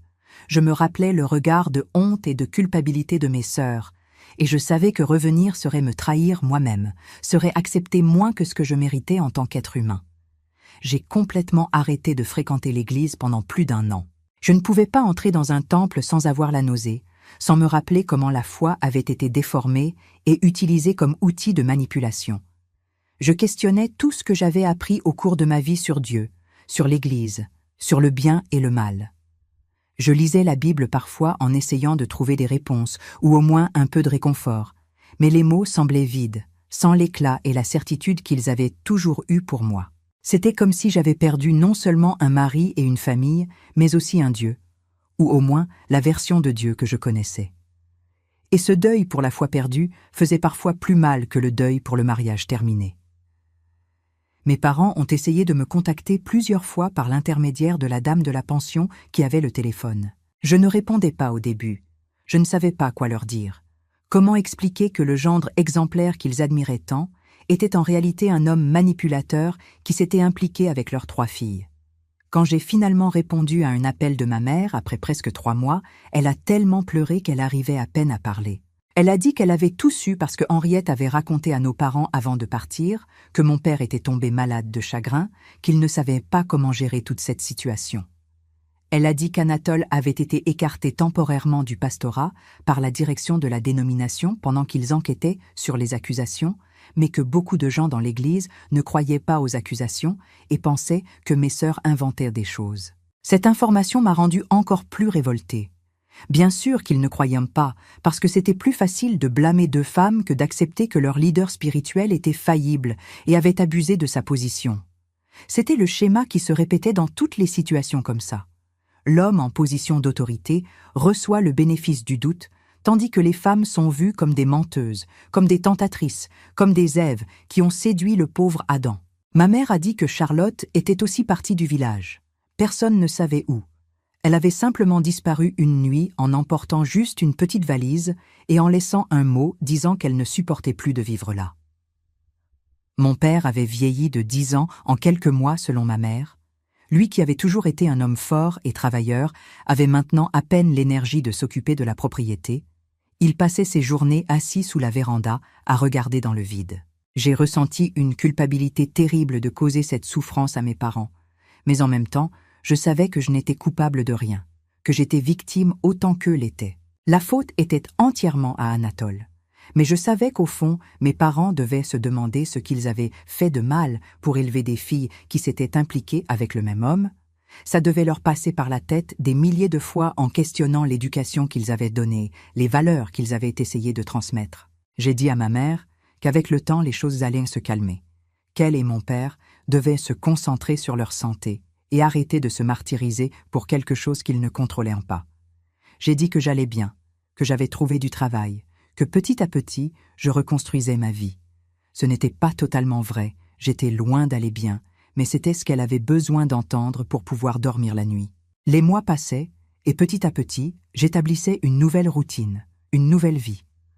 Je me suis fait quelques amis au travail, on a commencé à sortir ensemble après le travail pour prendre un café ou faire un tour sur la place principale de la ville. C'étaient des amitiés superficielles au début, des conversations sur des choses triviales, mais avec le temps, je me suis plus ouverte. J'ai raconté des petits bouts de mon histoire sans entrer dans trop de détails. J'ai découvert que tout le monde avait ses tragédies, ses secrets, ses douleurs qu'ils portaient cachés. Une collègue avait perdu un petit enfant de maladie, une autre avait été battue par son mari pendant des années avant de réussir à fuir, une autre avait été abandonnée enceinte et avait élevé sa fille seule en manquant de tout. Ma douleur était énorme pour moi, mais elle n'était pas unique, et d'une certaine façon, savoir que je n'étais pas seule dans la souffrance aidait à porter le poids. Après 1 an et demi dehors, j'ai reçu une lettre de ma mère avec des nouvelles du village. Anatole avait été définitivement retiré de son poste de pasteur après que d'autres femmes de l'Église avaient commencé à dire qu'il avait aussi été inapproprié avec elle au fil des années. Rien d'aussi grave que ce qu'il avait fait avec moi et mes sœurs, mais quand même des comportements inappropriés qu'elles avaient cachés par honte et par peur de ne pas être crues. L'Église avait connu une grande division. La moitié des membres étaient partis et avaient fondé une autre congrégation parce qu'elle n'était pas d'accord avec la façon dont la direction avait géré la situation. Anatole avait aussi quitté le village, personne ne savait où il était allé. Il avait simplement disparu au milieu de la nuit en emportant juste une valise. J'ai ressenti un immense soulagement en apprenant qu'il était parti, qu'il n'était plus dans ce village à empoisonner plus de vies avec ses manipulations. Mais j'ai aussi ressenti de la colère parce qu'il avait simplement fui les conséquences de ses actes. Il n'avait pas eu à affronter les femmes qu'il avait blessées, il n'avait pas eu à présenter de vraies excuses, il n'avait pas eu à faire aucun type de réparation. Il était simplement parti et probablement qu'il recommençait ailleurs, peut-être même dans une autre église, peut-être en trompant d'autres femmes avec les mêmes tactiques. C'est ce que font les hommes comme lui. Ils vont de place en place, en laissant une traînée de destruction et sans jamais assumer de vraies responsabilités pour rien. 3 ans après avoir quitté mon village, je me suis finalement sentie prête à retourner rendre visite à mes parents. J'ai pris un bus un vendredi soir et j'ai voyagé toute la nuit, arrivant au village très tôt un samedi matin. Tout semblait plus petit que dans mes souvenirs, les rues plus étroites, les maisons plus simples. Même l'église qui m'avait toujours semblé énorme me semblait maintenant juste un bâtiment ordinaire, sans rien de spécial. J'ai pris un taxi jusqu'à la propriété de mes parents, mon cœur battant fort à mesure qu'on s'approchait. Quand la voiture s'est arrêtée devant la maison et que j'ai vu mes parents sous la véranda, les larmes ont commencé à couler avant même que je descende. Ma mère avait beaucoup vieilli. Les cheveux qui avaient avant quelques fils blancs étaient maintenant complètement gris, le visage plus maigre et marqué par des rides profondes. Mon père était encore pire, courbé, avec la peau pâle, paraissant fragile alors qu'il avait toujours été un homme robuste. Ils m'ont embrassé sans rien dire. On est juste restés là, embrassés tous les trois à pleurer, pour tout ce qui avait été perdu, pour tout ce qui ne pouvait pas être récupéré. On a passé tout le week-end à parler, à exprimer des sentiments qui étaient restés enfermés pendant des années, à essayer de comprendre comment tout ça était arrivé. Mon père s'est excusé de ne pas avoir mieux protégé ses filles. Il a dit qu'il sentait qu'il avait échoué comme père. J'ai essayé de lui expliquer qu'il n'y avait rien qu'il aurait pu faire, qu'Anatole était un manipulateur expert et qu'aucun de nous n'avait les outils pour identifier et se protéger de ce type de personnes. Ma mère a demandé pour Henriette et Charlotte si je savais où elles étaient, si j'avais un contact avec elles. J'ai dit que je ne savais rien, qu'elles avaient simplement disparu comme moi, chacune gérant son traumatisme à sa façon. Je suis retournée dans ma ville adoptive le dimanche soir, avec le cœur plus léger, mais encore lourd. Ça avait été bon de voir mes parents, d'avoir cette conversation qui devait avoir lieu, mais ça avait aussi rouvert des blessures que je pensais commencer à cicatriser. Dans les années qui ont suivi, j'ai continué à travailler à l'atelier. J'ai été promu superviseur. J'ai gagné un meilleur salaire qui m'a permis de louer une petite maison juste pour moi au lieu d'une chambre de pension. J'ai commencé à fréquenter une petite église accueillante, où personne ne connaissait mon passé, où j'ai été simplement acceptée comme Marthe, une femme de foi qui reconstruisait sa relation avec Dieu petit à petit. C'est dans cette église que j'ai rencontré Valentin, un veuf de 50 ans qui avait perdu sa femme d'un cancer 3 ans avant. Il était gentil, il travaillait comme menuisier. Il avait un sourire timide et une bonté authentique qui ne venait pas de vouloir impressionner quelqu'un, mais simplement de qui il était. On a commencé à parler après les cultes. Il m'a invité à prendre un café, puis à déjeuner. Et petit à petit est née une amitié qui s'est finalement transformée en quelque chose de plus. Quand il m'a demandé en mariage 2 ans après notre rencontre, j'ai eu un moment de panique. Tous les souvenirs de mon premier mariage sont remontés comme une vague violente. Mais j'ai regardé cet homme simple, qui ne m'avait jamais menti, qui n'avait jamais essayé de me contrôler ou de me manipuler, et j'ai dit oui.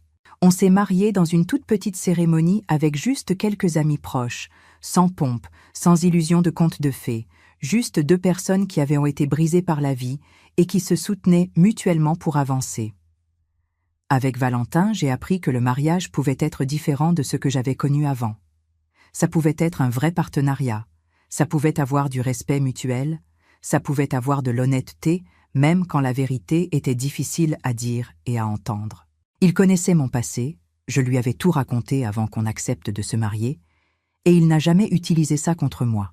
Il ne m'a jamais fait sentir coupable ou sale pour ce qui s'était passé. On a vécu ensemble pendant 15 bonnes années, avant qu'il ne décède d'une crise cardiaque soudaine en 2005. J'ai été dévastée par cette perte, mais aussi reconnaissante d'avoir eu ces années avec quelqu'un qui m'a montré que le véritable amour ne fait pas mal, ne manipule pas, ne détruit pas. Mes sœurs, je ne les ai plus jamais revues en personne. Henriette a envoyé une lettre quelques années après ce qui s'était passé, disant qu'elle avait déménagé dans la cuvette, qu'elle s'était mariée avec un homme bien, qu'elle essayait de vivre une vie normale, mais que la culpabilité la consumait encore pendant certains mauvais jours. Elle a dit qu'elle comprenait si je ne pouvais jamais lui pardonner, mais qu'elle voulait que je sache qu'elle était désolée, qu'elle donnerait tout pour pouvoir revenir en arrière et avoir eu le courage de refuser Anatole depuis le début. J'ai répondu à la lettre en disant que le pardon était un processus long et douloureux, que je travaillais encore dessus, mais qu'au moins je n'avais plus de colère contre elle, je comprenais qu'elle aussi avait été victime, même s'il était difficile de séparer ça de la trahison qu'elle avait commise contre moi. On a échangé quelques lettres au fil des années, mais on n'a jamais essayé de se revoir. La blessure était trop profonde, cicatrisée en surface, mais sensible en dessous. De Charlotte, je n'ai jamais eu de nouvelles directes. J'ai juste appris par des tiers, bien plus tard, qu'elle était partie dans le Sangha, qu'elle était devenue pentecôtiste d'une dénomination très différente de la nôtre, qu'elle consacrait sa vie à des travaux sociaux avec des femmes qui souffraient de violences domestiques et d'abus. Ça avait du sens, elle avait transformé sa propre douleur en carburant pour aider d'autres femmes, elle avait trouvé du sens dans la souffrance à travers le service aux autres. J'espère qu'elle a trouvé la paix. J'espère qu'elles ont toutes les deux trouvé, parce qu'au final, on était toutes victimes du même prédateur, seulement de façon différente. D'Anatole, j'ai entendu parler sporadiquement au fil des années. Quelqu'un a dit qu'il était devenu pasteur d'une petite église quelque part dans la Likwala. Un autre a dit qu'il l'avait vu travailler dans la construction dans le Nyari. Je n'ai jamais su ce qui était vrai et ce qui était rumeur. J'espère qu'il a appris quelque chose de tout ce qui s'est passé, mais sincèrement j'en doute. Les hommes comme lui changent rarement vraiment. Ils font rarement le travail interne nécessaire pour affronter les démons qu'ils portent. Plus probable qu'il ait continué à être qui il a toujours été, juste plus prudent pour ne pas être pris de nouveau. Aujourd'hui, à 61 ans, je regarde en arrière cette Marthe de 26 ans qui était si heureuse dans son mariage et je ressens une tristesse pour l'innocence perdue. Mais je ressens aussi de la fierté pour la force que j'ai découverte en moi quand tout s'est effondré. J'ai réussi à reconstruire une vie de zéro. J'ai réussi à aimer de nouveau même avec le cœur tout rapiécé de cicatrices. J'ai réussi à récupérer ma foi, même si elle est différente de la foi aveugle que j'avais avant. Je ne suis plus cette femme qui acceptait tout sans questionner, qui plaçait l'autorité spirituelle au-dessus du bon sens, qui ignorait les signaux d'alarme par peur de déplaire. J'ai appris que Dieu, s'il existe de la façon dont je choisis encore de croire, n'habite pas dans les belles paroles des leaders religieux, mais dans les petites bontés du quotidien, dans les choix d'honnêteté et d'intégrité qu'on fait quand personne ne regarde, dans le soin authentique qu'on se montre les uns aux autres. Si cette histoire sert à quelque chose, j'espère que c'est pour montrer que la survie est possible même après les pires trahisons. Que la reconstruction est possible même quand tout semble détruit au-delà de toute réparation. Qu'on peut trouver l'amour de nouveau, même après avoir été brisé par l'amour qui était censé être sûr. Et surtout, que les femmes n'ont pas à accepter la manipulation et l'abus juste parce qu'ils viennent emballer dans un langage religieux ou d'hommes en position d'autorité. On mérite le respect, on mérite la vérité, on mérite d'être traité avec dignité toujours, et quand ça n'arrive pas, on a le droit et en fait l'obligation de s'éloigner, de se protéger, de choisir sa propre paix mentale avant tout. Je ne partage pas cette histoire en cherchant de la pitié.